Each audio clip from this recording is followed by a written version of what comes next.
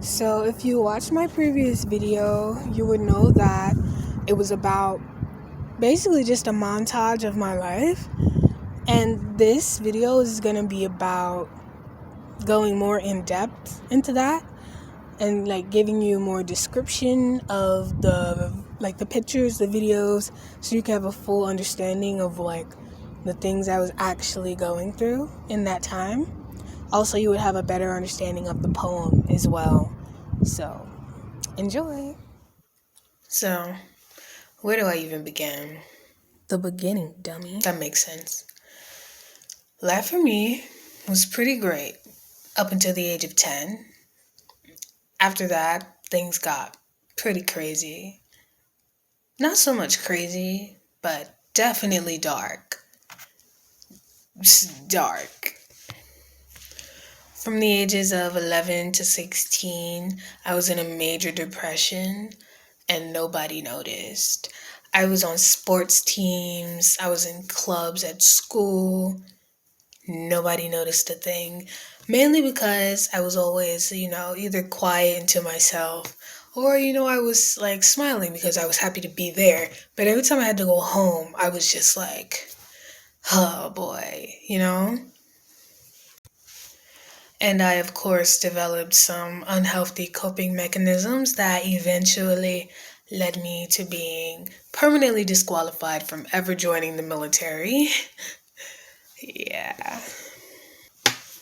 And let me tell you, at the time, I was really devastated when it was like, you can't join. You need to see a therapist. I'm like, I know that, but can't y'all supply me with one? Girl, I was distraught. I was 18. I did not want to go to freaking college because I figured I just got done being tortured for 4 years. Now you want me to go through another 4 years? And then plus I would have to pay money to be tortured? I didn't like it. I didn't want to go to school. I was like, okay, military. Then they told me no. And I was just like, what I'm going to do now? I didn't even apply nowhere. I had my heart set on it. I joined JROTC and everything. I was set. So I finally decided that I would go to community college. And the whole summer before school started, I literally was doing absolutely nothing. Like, I was really just depressed again. It was a mess. I was lost. I didn't know what I was going to do next. I'm like, I'm really about to have to go sit in somebody's class again. I was stuck doing things I didn't want to do. But then school started, and then I had to get a job too. So, here comes the dreadful routine. And it was like this for my first and second years of college. It was school and work, school and work, school and work. I did not have a social life. I did not go out. I didn't hang out with people. I just went to school early in the morning. As soon as I got out of class, I would go to work, and then I would work all the way till night. It was just like, it was terrible. It was torture for me because, one, I don't like working. Like, this sounds very Gen Z of me. I'm sorry, but maybe it's I don't like working for other people. Like, there being somebody there that can be like, go do this, go do that. I don't like that. Like, if I'm gonna work for myself, straight like that. But yeah, it was not a fun time working and going to school at the same time. No. But then, and I know people, might not like what I'm about to say, but COVID came around, shut everything down, my job, school, stuff like that. And I know a lot of bad things happen to people, and I'm sorry to y'all. But for me, COVID was the answer to my prayers.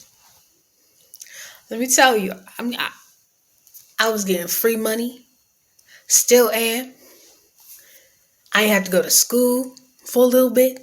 And then when I did go back to school, it was easy because I didn't have to wake up early and get on a bus and travel. I could really just be in bed and learn. I didn't have to go to work, but I was still getting paid. That's the dream, really. Look, I accomplished it. I reached it. But most importantly, I got time to myself. Because, as I said before, having to go to work and school and being in a routine, it was extremely draining for me. So I really got time to recuperate, get myself together again. And then I also learned some things too. One of those things being that I don't ever want to work for someone ever again. Like, it's to the point where now if somebody be like, when you gonna get a job? I be offended. I get appalled. I be flabbergasted because, like, how dare y'all? You know? And then, of course, there's people that are going to be like, you're just so lazy. You don't want to work. Those people being my parents and other adults in my family. And, like, they don't be saying all this once my grades come back and I make the dean's list. They're like, oh, I know you work so hard for this. Like, which one is it? Am I lazy or am I hardworking? You tell me, because at this point, I don't know where I stand. You know? So, but I would have to say that the biggest realization I've had is that I can create my own reality. You know, speaking it into existence, manifesting, stuff like that. For example, I'm gonna just keep talking about the job. Whenever people ask me, where do I work, when I'm gonna get a job, when I'm gonna start working, I'll be like, oh, I'm never working again, at least not for anybody. If I work, I'll work for myself, you know?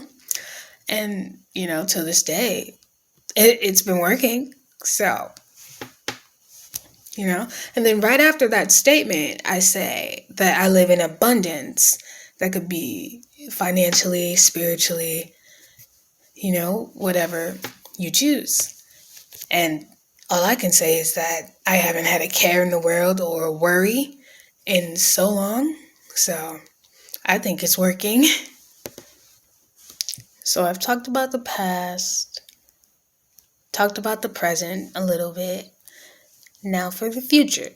And if I'm being completely honest, I have no idea what it's going to be like. Because I don't like to plan things. I just let them happen, you know? But what I can say is that right now, I'm just having fun discovering me again, new aspects of me, and like, it's been a ball. So I hope you enjoyed the misadventures of Eve.